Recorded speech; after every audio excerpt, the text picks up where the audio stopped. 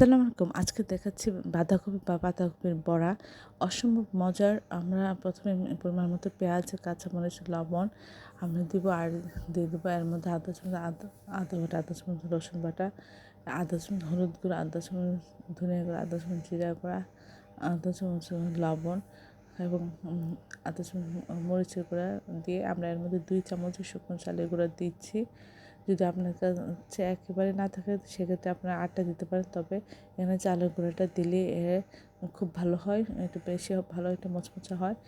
আমরা পরবর্তীতে আরও লেগেছে, আমরা দিয়ে সামান্য একটু পানি দিয়ে যখন একটু জড়ো করতে পারি, এই শেপ দিতে পারি, তারপরে আমরা এটা তেলে দিয়ে আমরা তেলের মধ্যে ভাজতে দিয়েছি।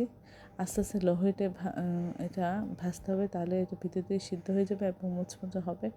অসম্ভব মজা হয়েছিল। বাসার ছোটো বড়ো সবাই খুব মজা করে খেয়েছে, আর এতটাই খুশি হচ্ছে যে বলার বাইরে। আশা করি এই রেসিপিটা আপনারা বাসায় একবার হলেও ট্রাই করবেন। সবাই আমার চ্যানেলটি লাইক, কমেন্ট, শেয়ার দেবেন, সাবস্ক্রাইব করবেন, তাহলে এই ধরনের সুন্দর সুন্দর ভিডিওগুলো আপনারা দ্রুত পেয়ে যাবেন। এবং প্রিয়জনকে বেশি বেশি করে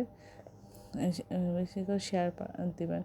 আর এই চ্যানেলটি ফলো দিয়ে রাখবেন, তাহলে নোটিফিকেশন আপনারা দ্রুত পেয়ে যাবেন। অসাধারণ এই রেসিপিটি।